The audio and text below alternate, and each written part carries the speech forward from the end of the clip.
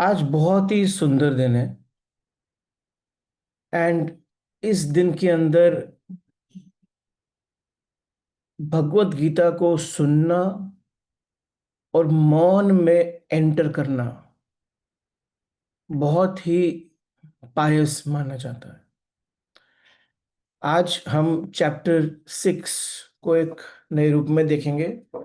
ध्यान योग में प्रवेश करने वाले हैं श्री कृष्ण। अभी योग निद्रा में प्रवेश करने वाले हैं विष्णु जी। और इस समय लॉर्ड विष्णु जो योग निद्रा में एंटर करेंगे उसका डीप मीनिंग क्या है आज हम समझते हैं। और क्या है इसका कनेक्शन हमारी लाइफ से, और कैसे हमको मौन होके अंदर से यात्रा करनी है।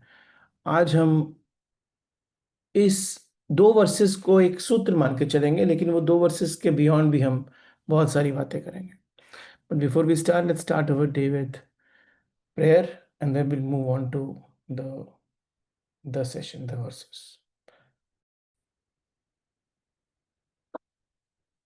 ओके, ध्यान में प्रवेश करते हैं। तो अपने सारे के सारे डिस्ट्रैक्शंस को साइड पे रखिए अगले 1 घंटे के लिए। कामनेस में आ जाइए। अगर किसी रूम में बैठे हैं तो लॉक कर लीजिए। अगर पंखा चल रहा है और आवाज आ रही है तो बंद कर दीजिए, एसी लगा लीजिए। लेकिन एक मौन की अवस्था के वातावरण को बाहर भी प्रकट कीजिए, और अपने अंदर तो हम प्रकट करने का कोशिश करेंगे। ध्यान योग में एंट्री का अर्थ क्या है? ध्यान योग का मतलब क्या है? ध्यान का मतलब क्या है? आप समझ लीजिए कि अब तक हमने ज्ञान की बात की, अब तक हमने कर्म की बात की, लेकिन अब तक हमने डीप ध्यान की बात नहीं की। श्री कृष्ण कहते हैं, ऐसा पुरुष, ऐसा पुरुष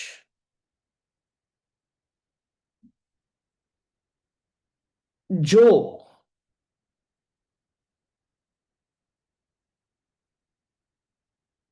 ऐसा पुरुष जो हर तरफ प्रभु को देख पाए, हर तरफ परमात्मा के दर्शन कर पाए, वही ध्यान में है।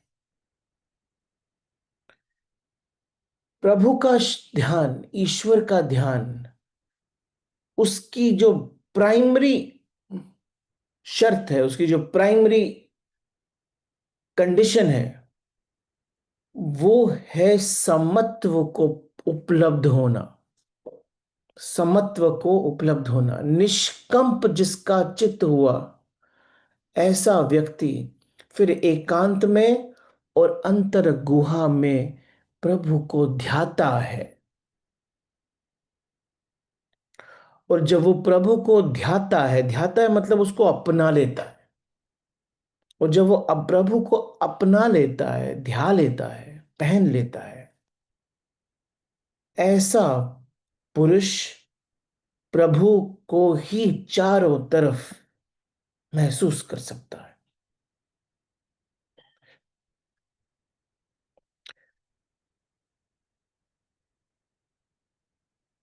जिस समय हम अपने हर कर्म में, अपने हर वस्तु में, अपने हर रिश्ते में ईश्वर की झलक देख सकते हैं, तब वही धुन जब अंदर बजने लगती है, जब वही श्वास हर तरफ चलने लगती है, तभी ध्यान प्रकट होता है।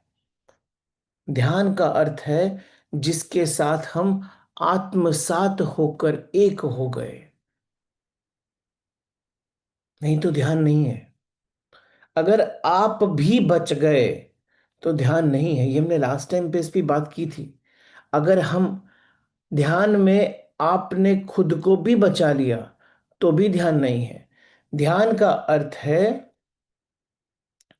जिसके साथ हम एक हो गए। ध्यान का अर्थ है कोई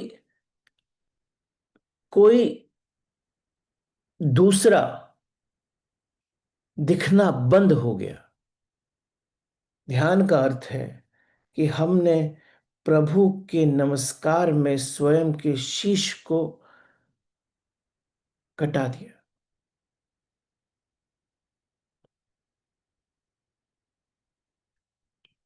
मैना ने मैं ना कहा, मैना ने मैं ना कहा, तो मोल भयो 10-20। मैना ने मैं ना कहा, तो मोल भयो 10-20। बकरे ने मैं कहा, कबीर कटायो शीस। ध्यान की अवस्था में भी अगर मैं बचा है तो अल्टीमेटली शीस कटेगा। और ध्यान की अवस्था वही अवस्था है जहां मैं ना हो जाए।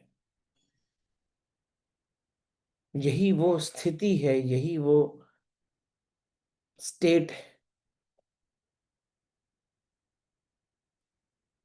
यही वो स्टेट है।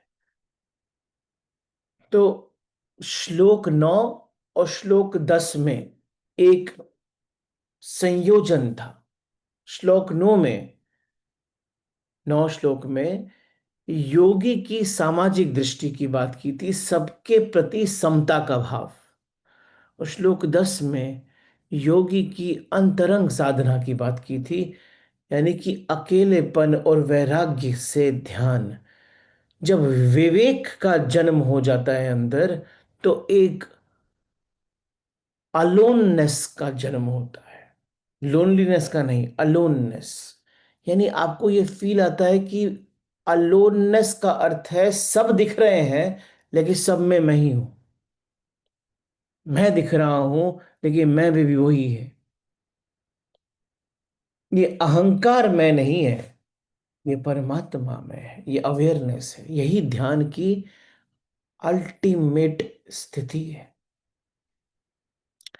ये योग की मौन की यात्रा है। ना तो किसी के प्रति घृणा है, ना आसक्ति है, बस आत्मा में स्थित होना है। आज देवशयनी या हरिशयनी एकादशी है।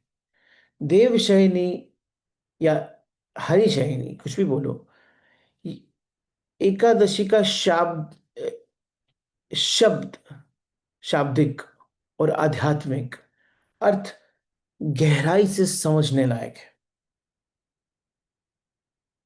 ये कोई पारंपरिक तिथि नहीं है खाली, ये बल्कि सृष्टि के चक्रगत में मौन और अंतर यात्रा की शुरुआत है। ये जो सृष्टि का चक्र चल रहा है, उसकी चक्रगत के अंदर या चक्रगति के अंदर एक मौन है, और ये अंतर यात्रा की शुरुआत है।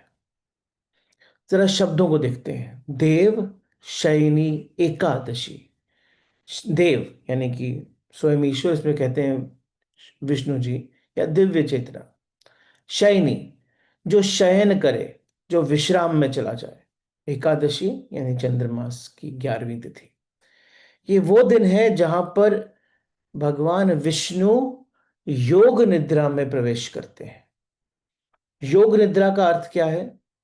ये योग निद्रा कोई निद्रा नहीं है, ये बहुत ही डीप एलिमेंट है।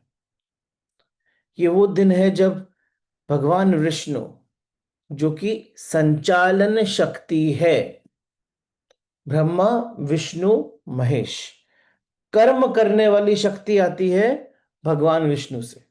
वो कर्म करने वाली शक्ति को अंतर्मुख मौन में जाना योग निद्रा है। इसका क्या संकेत है? वो सिंपल संकेत पूरे सृष्टि को दे रहे हैं। अब गति नहीं, गहराई चाहिए। साल में एक बार इसमें अभी आओ। गति नहीं, गहराई चाहिए। व्यापार नहीं, विचार चाहिए। प्रसार नहीं, एकाग्रता चाहिए। तो ये वो स्टेट है जहां पर मूवमेंट, एक्शन से ध्यान की अवस्था में आना है। तो योगी बन के लड़, अर्जुनत्व की जो बात हुई थी ना, ये योगी बन के लड़, योग की स्थिति है ये।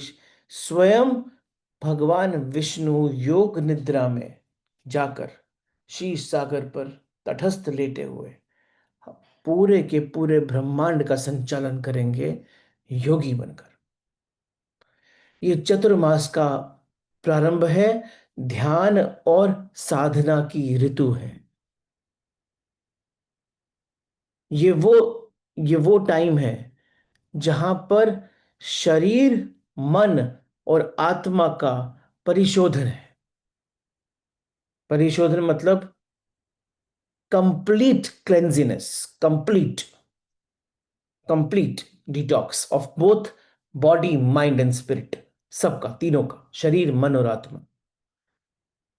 जैसे प्रकृति भी इस टाइम पे विश्राम में जाती है, मॉनसून का टाइम है, वैसे ही साधक यानी कि आप साधक वो नहीं है जो कि साधना में लगा हुआ है, आपका कर्म ही आपकी साधना है। साधक भीतर उतरे, ये वो स्थिति है। अंदर का द्वार खुला है, विष्णु का शयन, अब तुम जागो, ये दिन कहता है। ईश्वर अब भीतर है, ये पहचानो। बाहर की चहल पहल करते हुए शांत हो जाओ, अर्जुन बनो और भीतर से कृष्ण को सुनो।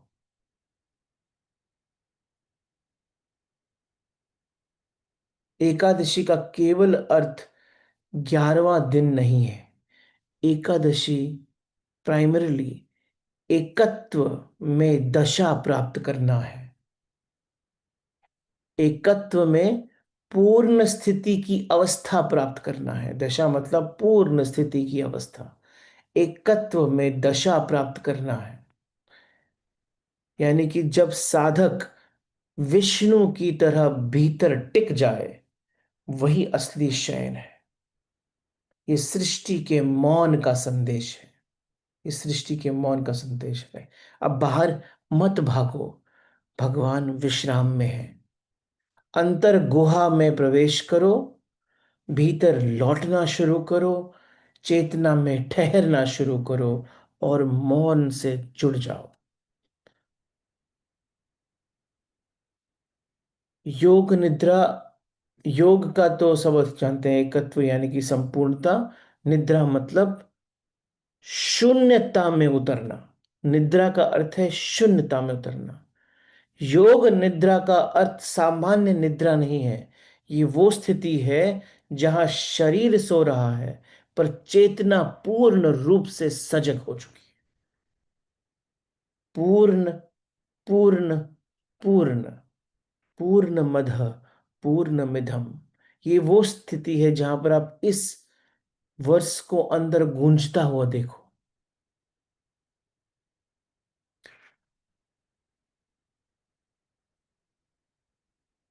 मानवता के लिए एक संकेत है। अब बाहर की गतिविधियां बहुत ज्यादा करते हुए भी कम में हो जाओ, भीतर उतरते जाओ, कर्म को योग में कन्वर्ट करो।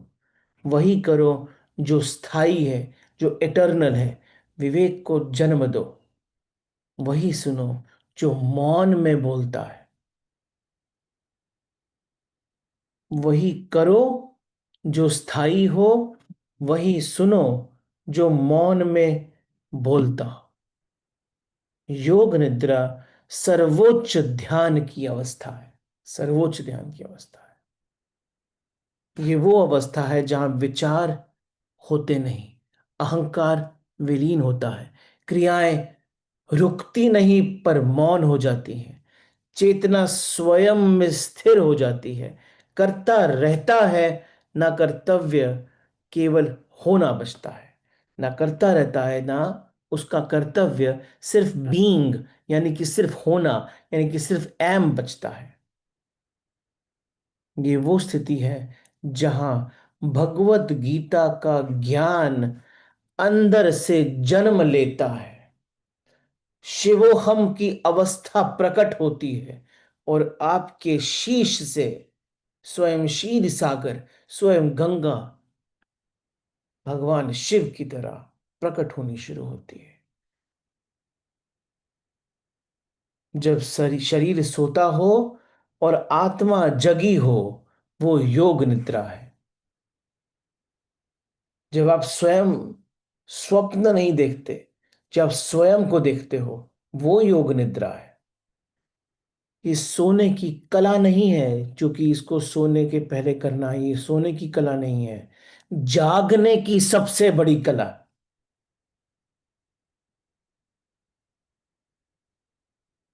जहां शरीर विश्राम में जानता है, विश्रांति में जाता है, और भीतर की चेतना की लौ जग जाती है एक अखंड रूप में, ये योग निद्रा है। ये श्री हाँ, ये वो स्थिति है, ये वो स्थिति है जहां पर भगवान विष्णु प्रतीक और प्रेरणा के रूप में आपको एक कर्ता करने वाले, कर्म करने वाले मनुष्य को बोलते हैं कि इस पूरे सृष्टि का सीईओ मैं हूं, इस पूरे सृष्टि का प्रमोटर मैं हूं। मैं भी अब विश्राम में जा रहा हूं, लेकिन सृष्टि रुकेगी नहीं। वो प्रोसेस चलती रहेगी, बढ़ती रहेगी, जैसी करनी है वैसी करती रहेगी। मैं शेषनाग पे लेटा हूं, यानी कि मैंने अपने अहंकार पर विजय प्राप्त कर ली। मैं शीश सागर में हूं, यानी भावनाओं के महासागर में मैं शांत बैठा हूं। मैं कमल में ब्रह्मा चेतना की नई सृष्टि का उत्पादन करूंगा। लक्ष्मी के साथ हूं, प्रेम और समृद्धि उसी मौन में फलाऊंगा, फुलाऊंगा। ये मेरी योग निद्रा है। योग निद्रा निद्रा का प्रतीक नहीं है। योग निद्रा योग में जाते हुए जागने का बहुत बड़ा प्रतीक है। मानव जाति के लिए बहुत बड़ा संदेश है कि जब ईश्वर योग निद्रा में हो, तब तुम्हारे लिए प्रतीक है कि कर्म रुकता नहीं, तुम रुको। अपने अहंकार को विलीन करो, अपने विचारों को शांत करो, रहो पर करो नहीं। योग निद्रा आज सबसे बड़ा प्रतीक आपको यह बताती है कि आपकी उस अवस्था में विचार मिट जाते हैं, इच्छा का शून्यता आती है, वो चैतन्य स्वयं के स्वरूप में टिकता है। और जब स्वयं के स्वरूप में टिकता है, तो ये वो स्थिति है जहां पर ये मानो कि आप नहीं हो, और स्वयं चैतन्य ही सब तरफ प्रकट हो रहा है। ये गहन मौन की धारा है। वास्तविकता में ऐसे बोलूं ना, तो गीता तो begins when you sleep and you awaken. Gita प्रारंभ तब होती है जब आप सोते हो और आप जग जाते हो। अहंकार सोता है और चैतन्य जग जाता है। गीता प्रारंभ होती है। It is a journey from doing to being. It's a journey from doing to being. तो आज वास्तविक गीता का प्रारंभ है। आज श्री कृष्ण ने, समझ लो आपको, आज एकादशी दिन जब स्वयं उनका कॉन्शियसनेस एक योग निद्रा में एंटर कर रहा है, ध्यान योग प्रारंभ हो रहा है। Verse number 11, chapter number 6। पहली बार, फर्स्ट टाइम, श्री कृष्ण ने एक योग की अवस्था, जो कि शरीर से ही करनी है, उसके बारे में एक्सप्लेनेशन दिया है। मैं थोड़ा डीपर जाऊंगा। आप इनके शब्दों को मल्टीपल वेज में देखोगे, लेकिन इस डीपनेस के अंदर, आपके अंदर और बाहर के वातावरण में, आपके अंदर और बाहर के एनवायरनमेंट में परिपूर्ण पूर्ण शुद्धता हो जानी चाहिए। Verse number 11। शुचे देशे। सुपर, पहला ही दो शब्द सीधा के सीधा अंदर बाण की तरह चुभ जाए। शुचौ, शुचौ देशे, शुचौ देशे, याद रखना इस वर्ड को, शुचौ देशे प्रतिष्ठाय, शुचौ देशे प्रतिष्ठाय स्थिरम आसनम आत्मनः, न अति, न अति उच्च श्रुतम, न अति नीचम, चैल अजिन कुश उत्तरम। शुचौ देशे स्वच्छ स्थान, स्वच्छ स्थान, प्रतिष्ठाप्य, स्थापन करें, स्थिरम, स्थिरता से, आसनम, आसन में, आत्मनः, जीव का, न अति, ना अति, ना अधिक ऊपर उच्चतम, ना अति नीचतम नीचे, ना ज्यादा ऊपर ना ज्यादा नीचे, चैल अजिन कुश उत्तरम, वस्त्र मृगशाला घास, चैल वस्त्र चादर, अजिन मृगशाला, कुश घास, उत्तरम घास से मृगशाला को ढक दो। अब देखा जाए तो श्री कृष्ण ने तो एक्चुअली में बताया कि एक साफ सुथरा जगह ढूंढो, शुचौ देशे प्रतिष्ठाप्य, उसका उसका स्थापना कर, उस पर स्थापित कर। क्या स्थापित करो? ना ज्यादा ऊंचा हो, ना ज्यादा नीचा हो, ऐसा स्थान, उस पे चादर बिछाओ, उसके बाद मृगशाला बिछाओ, और उसके बाद घास बिछाओ, और उस पे बैठो। अब ये लग तो रहा है कि हमने जगह की बात की है, लेकिन जरा डीपर जाते हैं। शाब्दिक, शाब्दिक अर्थ क्या है? शब्दों का अर्थ क्या है? शब्दार्थ क्या है?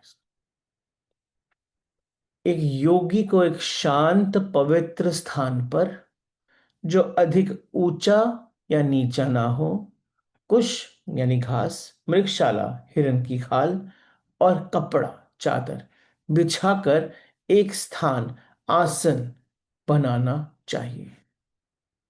ये इसका शब्दार्थ है। भावार्थ में चलते हैं। इस पे बैठ के ध्यान आ जाएगा क्या? ध्यान कोई तकनीक नहीं है, ये घटना है।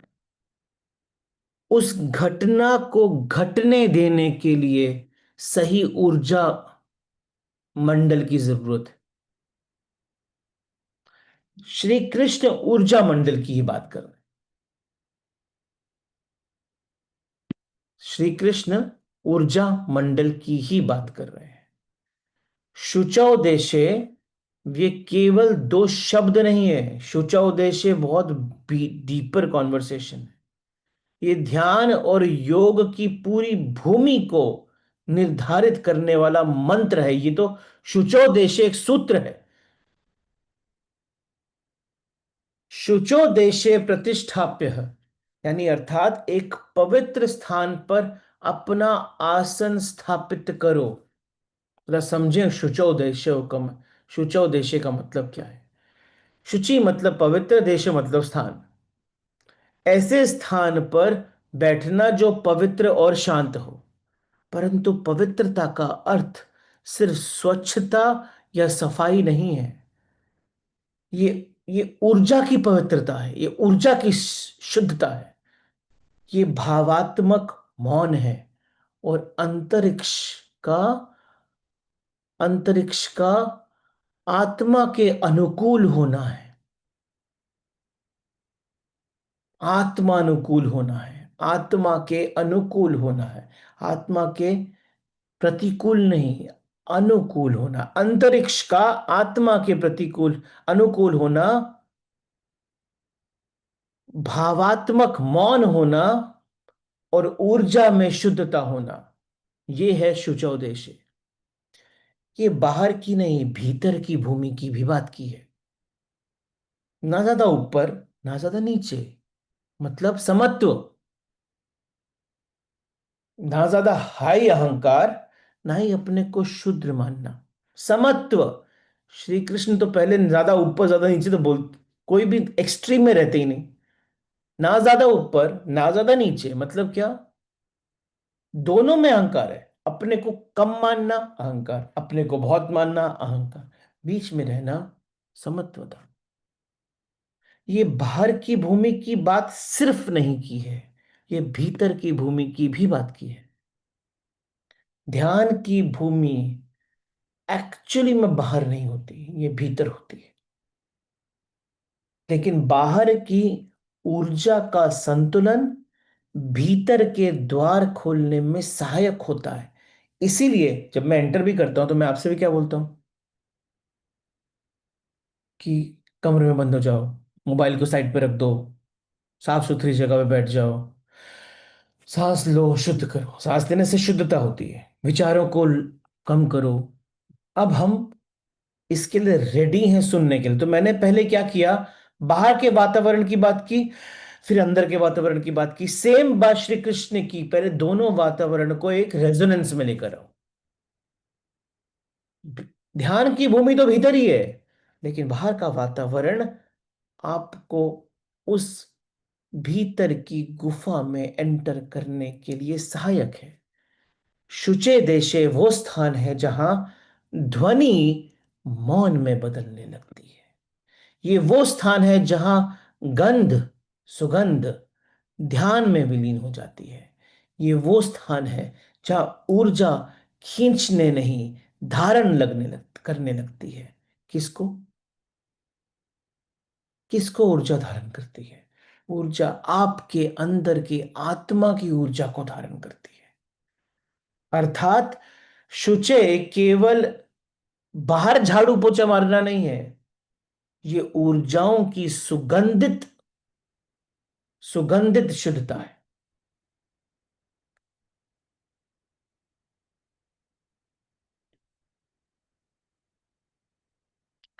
शुचे देशे, आप जहां होते हो ना, वहां से आपके शरीर और चित्त दोनों पर प्रभाव पड़ता है। एक शुद्ध शुद्ध स्थान, शुचौ देशे, एक शुचे के बारे में बोल रहा हूं, शुचौ देशे, एक शुद्ध स्थान क्यों जरूरी है? ताकि मन सहजता से शांत हो जाए। डिपेंडेंट तो हम है ही ना सारे के सारे एक्शंस पर। तो हमारे जो स्टिमुलस बाहर से जो आते हैं, मैं जब सेशंस ऋषिकेश में करता हूँ, या नॉर्थ पॉइंट पे करता हूँ, या लोनावाला किसी जगह पे करता हूँ जहां पर रिजॉर्ट नहीं है, लर्निंग सेंटर है, तो ये जो लर्निंग सेंटर्स हैं ये वो शुचो देश ही हैं। क्यों? वहां पर सहजता से मन शांत हो जाता है।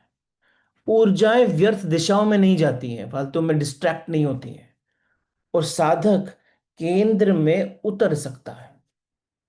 योग में इसे ध्यान मंडल कहते हैं। एक ऐसा क्षेत्र जहां चेतना, आपका जो अंदर चैतन्य है, सहज गति से उठता है। आपके घर के अंदर जहां आप रहते हो, आपके घर के अंदर जहां आप काम करते हो, इन दोनों जगहों पर अगर शुचोदेशे का जन्म नहीं होगा तो आप परमानेंट ध्यान में उपलब्ध नहीं हो सकते। ना ज्यादा ऊपर ना ज्यादा नीचे, यानी दोनों जगहों पे ना अहंकार, दो तरफ होना चाहिए, बहुत हाई ना बहुत कम, मध्य। ये तो हो गया जगह। और आप रहते हो सिर्फ आपके शरीर में।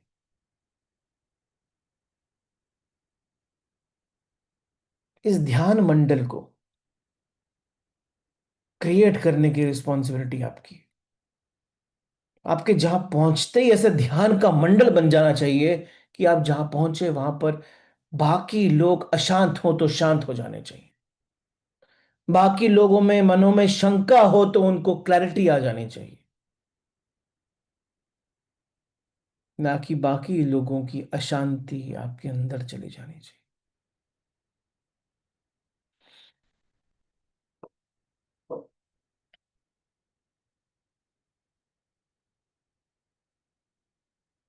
कबीर ने शुचो देशे को एक बड़े अलग रूप में कहा था।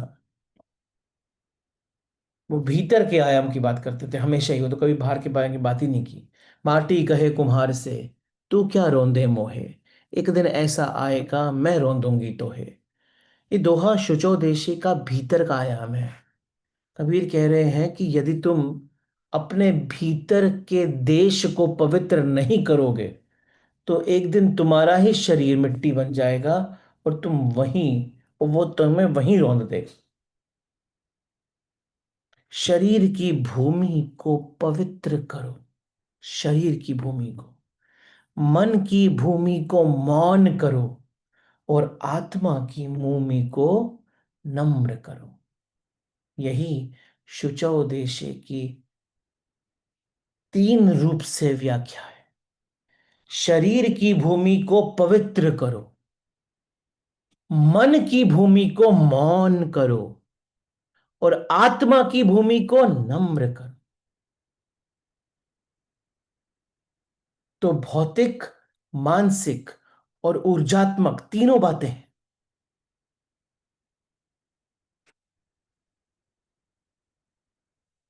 तो पहले दो शब्द शुचौ देशे, कोई सिर्फ, दोनों नहीं, सिर्फ जोग्राफिकल पोजीशन नहीं है, लेकिन सिर्फ वो नहीं है, ये आपके इंटरनल ज्योग्राफी की भी बात है।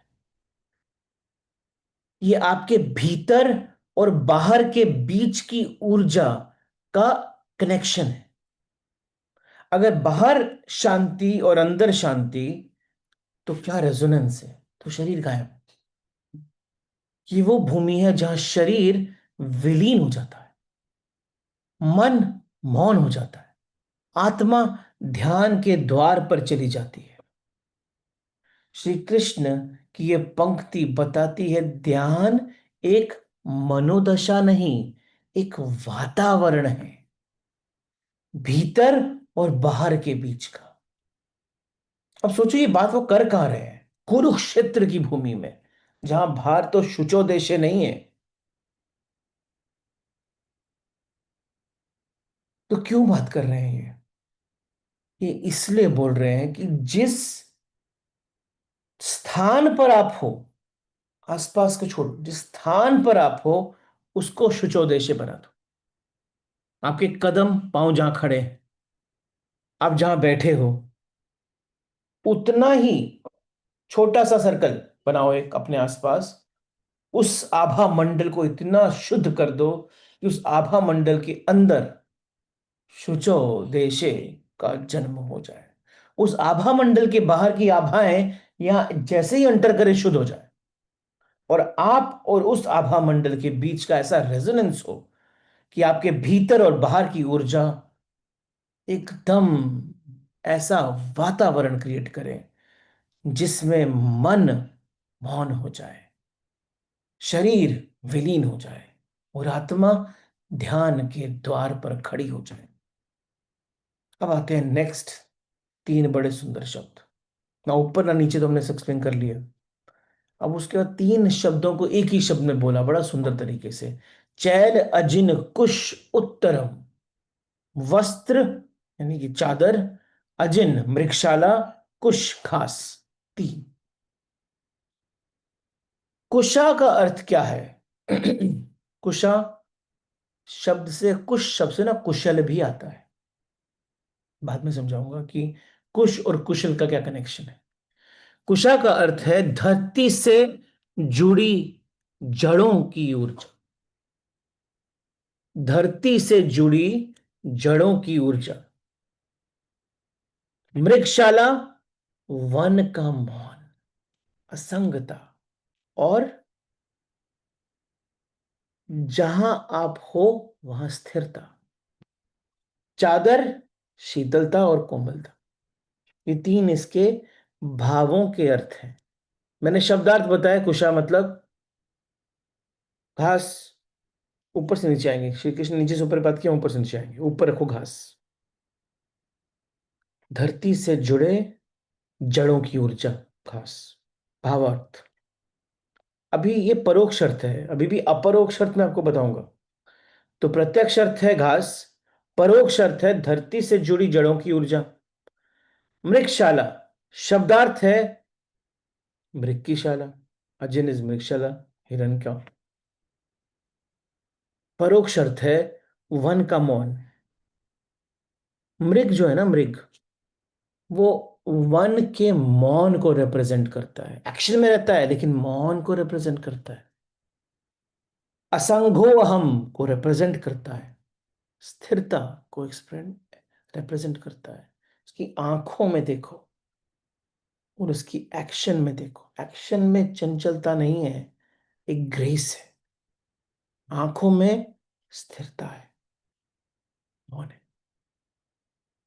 चादर शीतलता और कोमलता। सो कुशा का अर्थ सिर्फ घास नहीं है, कि गहरे, इसमें गहरा प्रतीक छुपा हुआ है। गहरा प्रतीक जरा देखें ध्यान से, क्या मतलब है। ऋषि मुनि घास पर बैठते थे। क्यों? क्योंकि कहते थे कि वहां से एक इंसुलेशन है। इंसुलेशन। ध्यान और मंत्र जप के समय इसका आसन प्रयोग क्यों करते थे? क्योंकि पृथ्वी की जो पृथ्वी की जो अर्थ की जो इलेक्ट्रिकल इलेक्ट्रिसिटी है या विद्युत है, जो ऊर्जाएं हैं उसकी, जो ये साधक को इंसुलेट करती है उससे।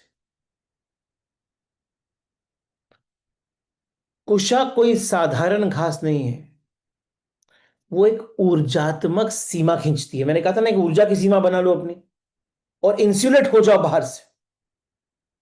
ये एक ऊर्जात्मक सीमा खींचती है, ये इंसुलेशन की बात करती है। ये ऐसी ऊर्जात्मक सीमा खींचती है जहां ध्यान जागृत हो सकता है और मन चंचलता से दूर जाता है, वो शिथिल हो जाता है। वो चंचल तिरंगे शिथिल हो जाती है। मन की जो आपकी इलेक्ट्रिकल सिग्नल्स हैं बाहर से इंसुलेट कर देता है उसको। इट्स ऑलमोस्ट लाइक कि आपने ना एक लाइव वायर पे इंसुलेशन लगा दी।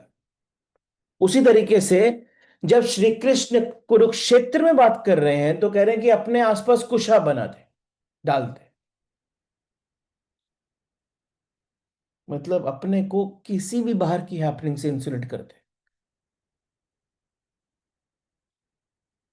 कुशा को अगर दो पार्ट में डिवाइड करें संस्कृत में तो बोलते हैं कुश प्लस आ। यानी कुश का अर्थ होता है चेतना। कुश का दूसरा अर्थ है चेतना। और कुशा का तात्पर्य हुआ एक ऐसी वस्तु जो चित्त को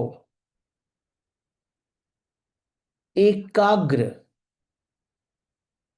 बना सके, ग्राउंडेड बना सके, ग्राउंडेड कर सके। इसलिए ये महत्वपूर्ण शब्द है कि ध्यान में मन को स्थिर करने के लिए हमें एक ऊर्जावान, ग्राउंडेड आधार चाहिए, और कुशा यही भूमिका निभाता है।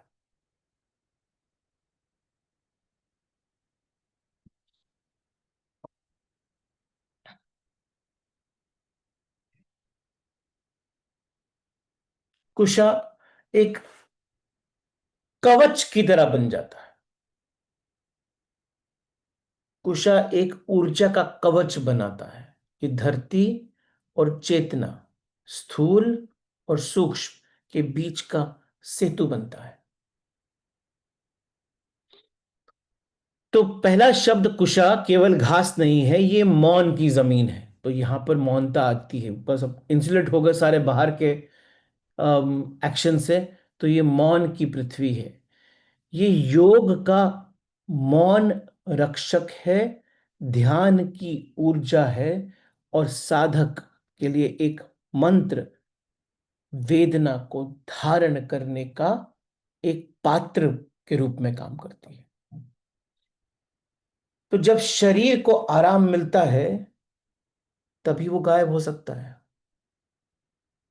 जब शरीर की स्मृति मिटती है तभी आत्मा प्रकट हो सकती है। और यहीं पर आता है दूसरा इंपॉर्टेंट वर्ड, मृगशाला। मृगशाला मतलब क्या? हिरण की खाल।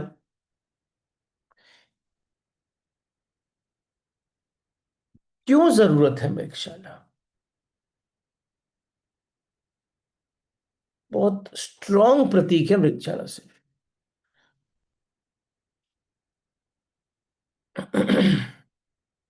हिरन का जीवन निशब्द है।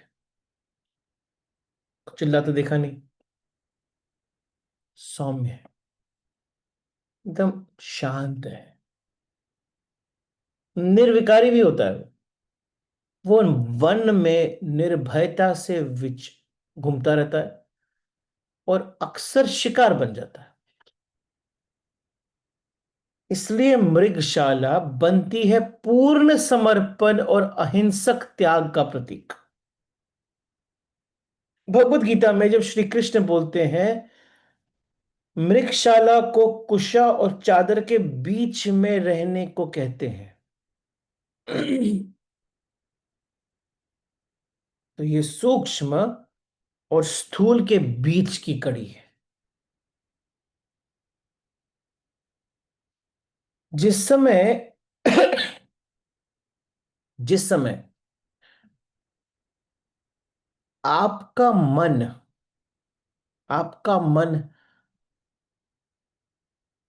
के ऊपर, आपके मन के ऊपर जब कुशा डलती है, यानी कि हमारे मन के ऊपर घास चलती है, तो वो मौन होता है।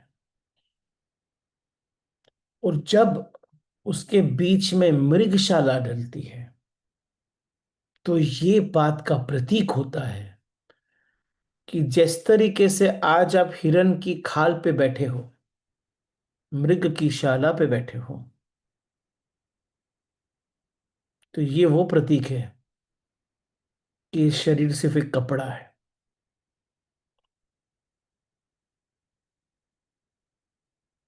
मृग की शाला आपकी शाला का प्रतीक है।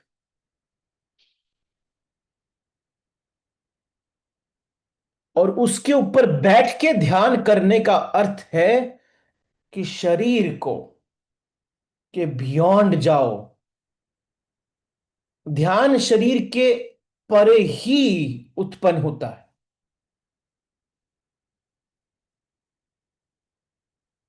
जैसे कुशा धरती की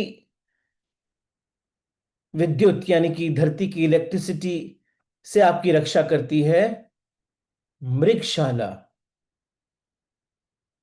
मृगशाला आपको आपके शरीर के कनेक्शन से तोड़ती है। कि जब जब उस शाला को देखो तो याद करो कि ये अगर हिरन का शरीर है, जो कि हिरन नहीं है अभी वहां पर, शरीर रह गया है, वैसे ही आपका शरीर भी वैसा ही है, एक शाला, एक कपड़ा। तभी ऊर्जा स्थिर होती है वहां पर, और नीचे की तरफ नहीं बह जाती, ऊपर की तरफ, बॉयंसी की तरफ ऊपर चलती है। ये तपस्वी की ऊर्जा का जन्म होता है। ये फ्रीक्वेंसी फील्ड बनती है आपके आसपास, जो बाहर से आपको असंग करती है। इसे एक ऐसी खाल देखो जो शरीर को प्राण से अलग करती है। मृगशाला का प्रयोग ऋषियों ने, तपस्वियों ने और वनों में ध्यान करने वाले साधकों को अभ्यास करते हुए आपने देखा होगा। ये परिग्रह का विरोधी है। ये बताता है कि मैं अब गृहस्थ जीवन नहीं, आत्म जीवन की तरफ जा रहा हूं। गृहस्थी में रहते हुए, छोड़ के नहीं, गृहस्थी में रहते हुए मैं गृहस्थ जीवन नहीं, आत्म जीवन की तरफ जा रहा हूं। ये शरीर अपना कर्तव्य कर रहा है, लेकिन मैं अपनी यात्रा कर रहा हूं। जब शरीर अपना कर्तव्य करे और आप अपनी ऊपर की तरफ यात्रा करो, चैतन्य की तरफ यात्रा करो, तो शरीर मृगशाला बन जाता है और आप उसके ऊपर बैठकर एक तपस्वी बन जाते हैं।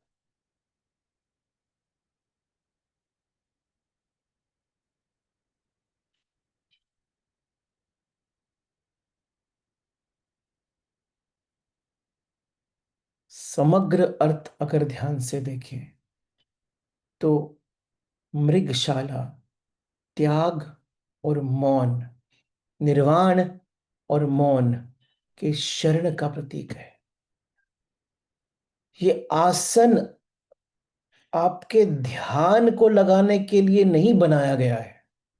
ये आसन इसलिए बनाया गया है कि जब आप ऊपर बैठे हो मृगशाला पे, तो ये समझो और देखो कि जो ऊपर बैठा है वो चैतन्य है, और जिस पर बैठा है वो शरीर है। आप वो नहीं हो, आप शरीर नहीं हो। तप का जन्म तभी होगा जब आप अपनी मृगशाला पे बैठो।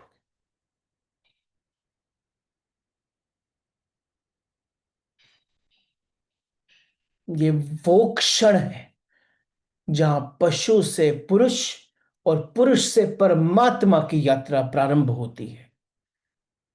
ये एक ऐसी चेतना की चटाई है जहां बैठकर शरीर की याद मिटने लगती है और स्मृति केवल साक्षी की होती है।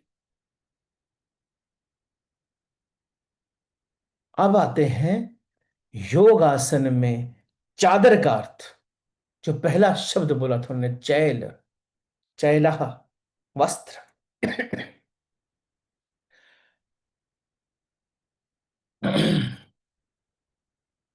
ये तीसरा स्तर है योग के आसन चक्र में। तीसरा स्तर, तो पहला स्तर कुशा, डिस्कनेक्ट करो अपने को आसपास से, ऐसा इंसुलेट कर दो अपने को, अपना आभा मंडल बनाओ। दूसरा स्तर मृगशाला, शरीर के बियॉन्ड जाओ। तीसरा स्तर चादर। ये साधारण वस्त्र नहीं है, ये तीसरा स्तर है। योग के आसन चक्र में, ये आसन चक्र बनाया हमने। कुशा प्रकृति की नींव है, मृगशाला ऊर्जा का संचारक है, और चादर मुलायम चेतना की परत है। मुलायम चेतना की परत, शांति का प्रतीक है ये, शांति का स्पर्श है ये। चादर मृगशाला और कुशा क्यों बिछाई जाती है के साथ में? कुशा और मृगशाला की सौम्य सतह है, ये तनाव के अंश मात्र को भी शिथिल करती है। मृगशाला, उसके ऊपर कुशा, उसके ऊपर चादर। अगर कुछ हल्का सा बच भी गया तो वो उसको रोक देती रोक देती है। स्टार्टिंग तो आपका हमेशा उससे ही होने वाला है, चादर से ही होने, लेकिन चादर दिखती नहीं है। दिखता क्या है? वो चुभने वाली घास। फिर शरीर। ध्यान के लिए शरीर को अंतिम स्तर की कोमलता में ले जाना आवश्यक है। चादर वो सुख, वो संवेदना के स्पर्श को दिखाती है। मन को मिटाने के लिए पहले उसे पूर्ण आराम देना पड़ता है। चादर उस अंतिम गहरी जैसी शरीर की स्मृति को पूर्ण रूप से मिटाने का काम करती है।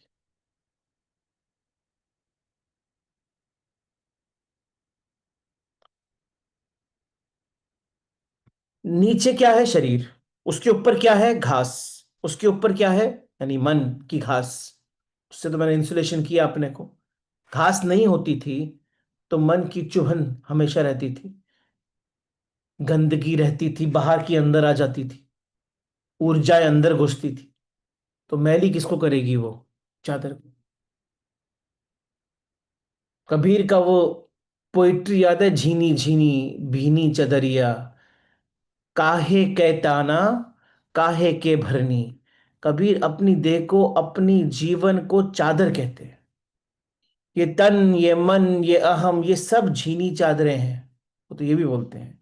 और इस चादर को जैसे का तैसा वापस करने की बात करते हैं।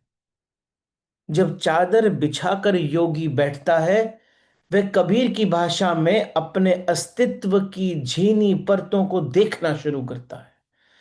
दास कबीर जतन से ओढ़ी, ज्यों के त्यों धर धीनी चदरिया। यानी ध्यान की प्रक्रिया यही है। जिस तन, जिस चेतना को पाया है, उसे जैसा पाया वैसा लौटा दो। जैसा पाया वैसा लौटा दो। अब देखो, शरीर, घास, मृगशाला और उसके ऊपर चादर।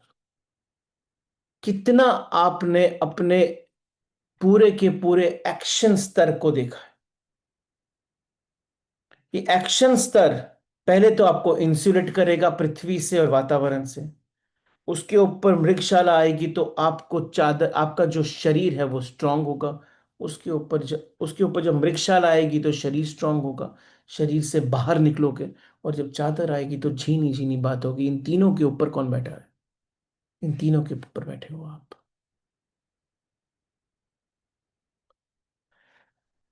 तो सबसे पहले अपने को पृथ्वी पे बिछानी है घास, ताकि आपका इंसुलेट हो जाए बाहर के वातावरण से और पृथ्वी के वातावरण से। उसके ऊपर बिछानी है मृगशाला और उसके ऊपर बिछानी है चादर। अब इन तीनों के कॉम्बिनेशन में एक ऐसा ऊर्जा मंडल बनता है, जिस ऊर्जा मंडल पे जब आप बैठते हो तो आप अपनी चैतन्य को ऊपर की तरफ लेकर जाते हो।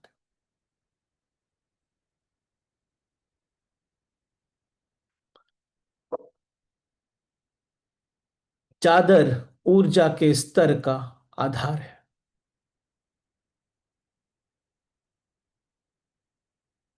चादर वह सौम्यता है, वो कोमलता है जो कठोर साधना को आत्मीय बनाती है। चादर बिछाना ध्यान की भूमि को पवित्र करती है। चादर बिछाना ध्यान की भूमि को कोमल करती है। चादर बिछाना निमंत्रण पूर्ण बनाना है। चादर कोई चेतनाहीन वस्त्र नहीं है। चादर को सहजता देने वाला झीनी झलक है। कुशा शरीर को, वृक्षाला शरीर को धरती से जोड़ता है। मृगशाला चित्त को स्थिर करता है। और चादर आत्मा को आमंत्रित करती है। ध्यान का द्वार खुलता है जब शरीर मिटता है, मन मौन हो जाता है और आत्मा चादर ओढ़े बस बैठ जाती है। तो ये जो तीन चीजों का कॉम्बिनेशन है, ये ऐसा वातावरण क्रिएट करता है जो ध्यान योग के लिए सहायक होता है। वापस से इसको एक बार कॉम्बिनेशन में देख लेते हैं। तो आपने बिछाई घास, उसके ऊपर बिछाई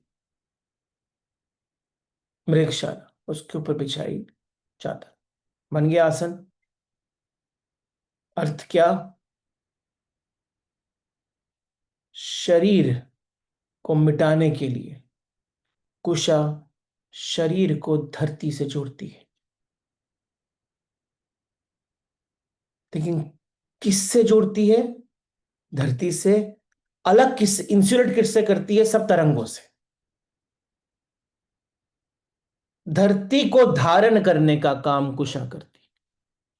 मृगशाला, आपका शरीर, वो चित्त को स्थिर करने का काम करता है। कैसे? ये मान के कि मैं शरीर नहीं, ये कपड़ा है। चादर आत्मा को आमंत्रण देती है।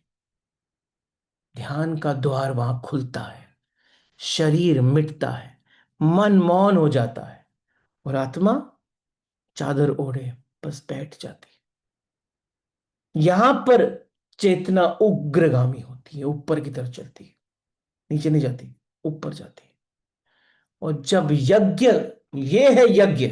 अब आपने एक हवन कुंड का जन्म किया और स्वयं उसमें बैठ गए जलने के लिए, ताकि आपके अंदर की अग्नि ऊपर की तरफ जाके परमात्मा को छुए।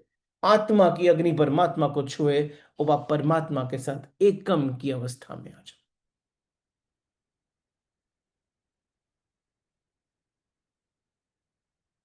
जब कबीर ने कहा था ना, साधु ऐसा चाहिए जैसा सूप सुभाए, सार सार को गही रहे, थोथा धई उड़ाए। तो मतलब यही था कि बाहर की गंदगी को छोड़कर केवल सार बचाए। यह हमें ध्यान दिलाता है दोहा, जहां केवल सार यानी स्व का बोध रह जाता है, और थोथा यानी विचार उड़ जाते हैं, व्यर्थ विचार उड़ जाते हैं, वहीं पर ध्यान उपलब्ध होता है। वहीं ध्यान उपलब्ध होता है। वर्ष नंबर 11, बाहर की क्रियाओं के माध्यम से भीतर के मौन की क्रांति की तैयारी है। वर्ष 11 में सिर्फ इतना ही बोला कि मौन की क्रांति की तैयारी कर। ये श्लोक यही सिखाता है कि शरीर, स्थान और ऊर्जा के संतुलन से ही ध्यान का पुष्प खिलता है।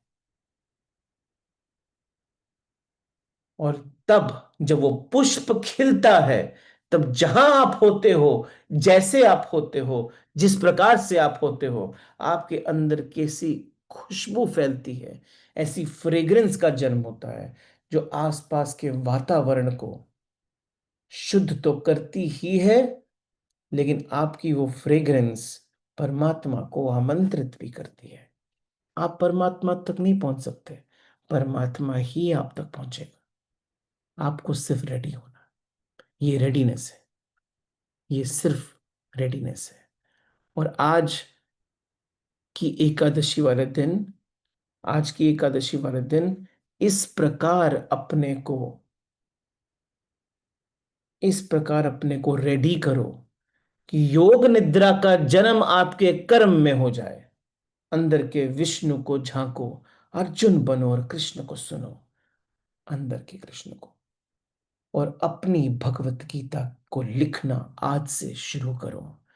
वर्स नंबर 12 13 हम नेक्स्ट टाइम करते हैं, बिकॉज ये है रेडीनेस, और 12 13 है आपकी यात्रा उस रेडीनेस पे बैठने की। तो श्लोक 11, बाहरी क्रियाओं के माध्यम से भीतर के मौन की यात्रा है, उसकी तैयारी है। ये श्लोक सिर्फ इतना ही सिखाता है कि शरीर, स्थान और ऊर्जा के संतुलन से ही ध्यान का पुष्प खिलता है, और आप सुगंध को सब तरफ फैलाते। Okay, thank you. Let's take up some questions.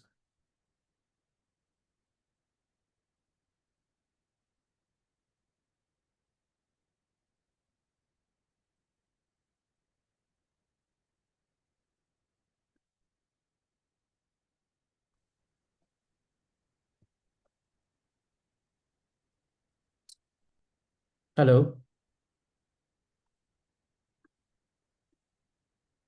मंजुना ji, आप कुछ बोलना चाह रहे हैं? I think by mistake.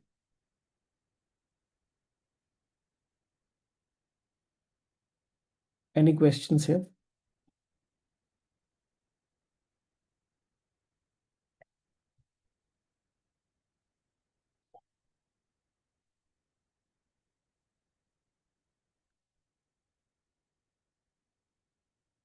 अ, नमस्ते रोहित जी, गुड मॉर्निंग।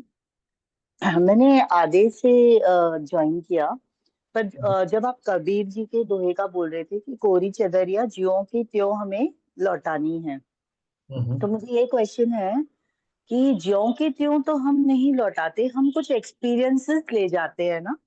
लेकिन पर वो चलो बैड छोड़ जाएंगे, गुड गुड एक्सपीरियंस मतलब स्पिरिचुअल एक्सपीरियंसेस तो हम अपने साथ ले जाते हैं चादर पे। कुछ ना कुछ तो होता है, पूरी ज्यों के त्यों और कोरी तो नहीं हम ले जाते हो वापस जब आगे यात्रा पे जाते हैं तो। आई मीन वापस, हाँ। जब वो ज्यों के त्यों रह जाती है ना, हाँ। तभी वापस नहीं आते। ओके। नहीं तो गॉट इट। हाँ। धोने के लिए हाँ। हाँ। फिर मुझे लगा ज्यों के त्यों हम तो जो, मतलब जैसी मेरी अंडरस्टैंडिंग है कि इस दुनिया में अच्छी चीजें ले जाओ, अच्छे एक्सपीरियंसेस ले जाओ, वही आपको आगे काम आते हैं।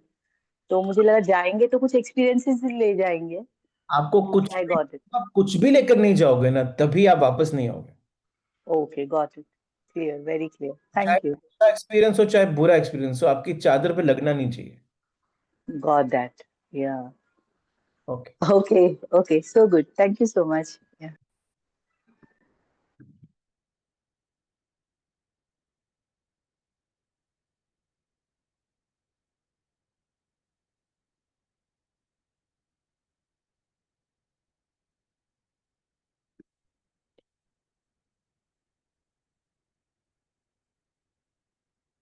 आई थिंक सब मौन अवस्था में आ ही गए हैं अभी। ध्यान में चले जाओ।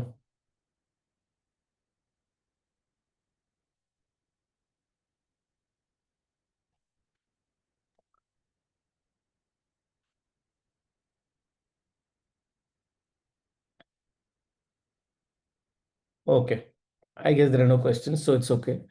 सो राजेश, प्रणाम सर। पार्थिव, मैं जा ही रहा था, आ गए। हाँ। आपने जो तीनों लेयर्स बताए ना, बहुत अच्छा लगा वो।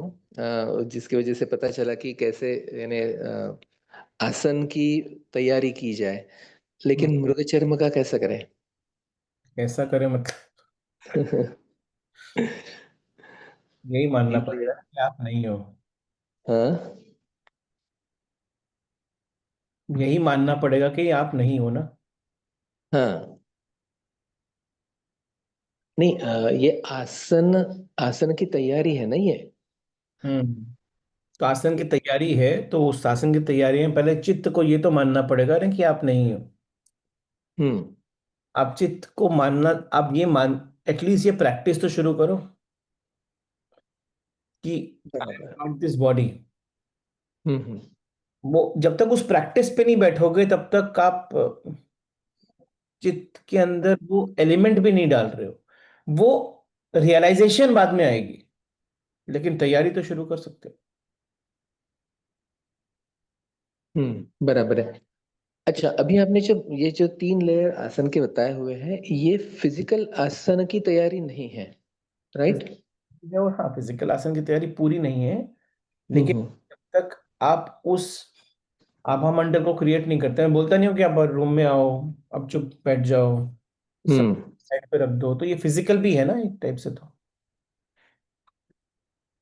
ठीक है। तो ये जो श्लोक जो रेफर कर रहा है तीन स्थिर आसन के, तो इसमें ये यानी फिजिकल इसमें ऐसा कुछ रेफरेंस नहीं है, यानी प्रैक्टिकली अपने को जब अपन आसन यानी ध्यान करने बैठते हैं, अगर ये पूरी क्रिया की तरफ अपन देखें तो बैठते हैं, तो उसमें पहले घास है, फिर मृगचर्म है, फिर चादर है।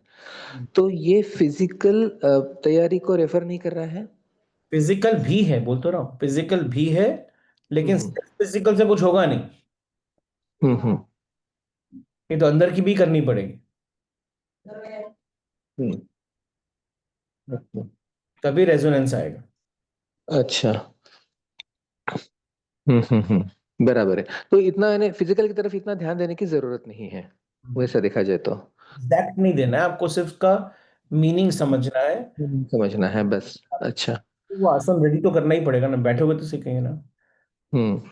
आजकल घास नहीं बिछाते, रबर की मैट बिछाते हैं, क्यों? हाँ, बराबर है। वो मैंने उतना उस टाइप का घास मिलना भी मुश्किल है, और अगेन वो अर्थ का जो है, यानी वो तो सॉल्यूशन एक है ना। Okay, hmm. Alright, thank you. तो वो थोड़ा सा बताइए, 2 मिनट कि जो मृग शर्मा का आपने जो कहा है उसमें फिजिकल का रेफरेंस नहीं है, तो वो नहा यूज किए तो भी चलेगा क्या? करेक्ट, करेक्ट, हम्म। करेक्ट। आप उसके ऊपर उसका अजम्पशन लो कि वो है, और उसके ऊपर हाँ। पकड़ लगाओ। अच्छा। लेकिन ये ठीक है। पता होना जैसे चाहिए में एक शरीर है जिसको मैंने रोका है आज हम्म। परीक्षा में, लेकिन अभी वो कॉन्सेप्चुअली समझना जरूरी है। बराबर। और जब कॉन्सेप्चुअली समझोगे तभी आप समझोगे कि हाँ, जब मैंने अपनी 3 लेयर बिछाई है, पहली है इंसुलेशन लेयर, सेकंड है शारीरिक लेयर, थर्ड है मेरी चादर। अब इन, बराबर। जब मैं बैठा हूं तो मैं किस पे बैठा हूं, और मैं कहाँ ऊपर जा रहा हूं? हम्म आप जब चल भी रहे हो, हम्म कर्म करते हुए भी कर रहे हो, तो बार बार इसको हम्म इमेजिन करो, मैं जहां जा रहा हूं वहां पर मैं रुका हूं, उस मोमेंट के लिए रुका हूं। Even if I am hmm that moment I am stopping, कि उस moment हम्म। रुका हूं तो मेरे नीचे 3 लेयर चल रही हैं। ओहो। शूज पहन, हाँ रबर है ना, वो भी 3 लेयर चल रही है हमेशा। हाँ हाँ हाँ हाँ, बराबर बराबर। ये होता है ना करेक्ट करेक्ट। और कंसेप्ट समझ में पहने आ तो रहा है। यस। बराबर है। तो फिर चलते फिरते भी आपका ध्यान चल ही रहा है ना? 100%। बराबर बराबर बराबर। राइट। Thank you. धन्यवाद sir.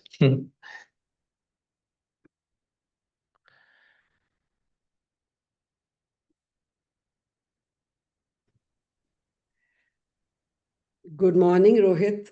Good Super morning. session on a super divine day. It's like कि जैसे हम बैठते हैं ना, मतलब जो ये लेयर्स कृष्णा एक्सप्लेन कर रहे हैं, हम सीधे सीधे अपना एक शुद्ध आसन बिछा लेते हैं।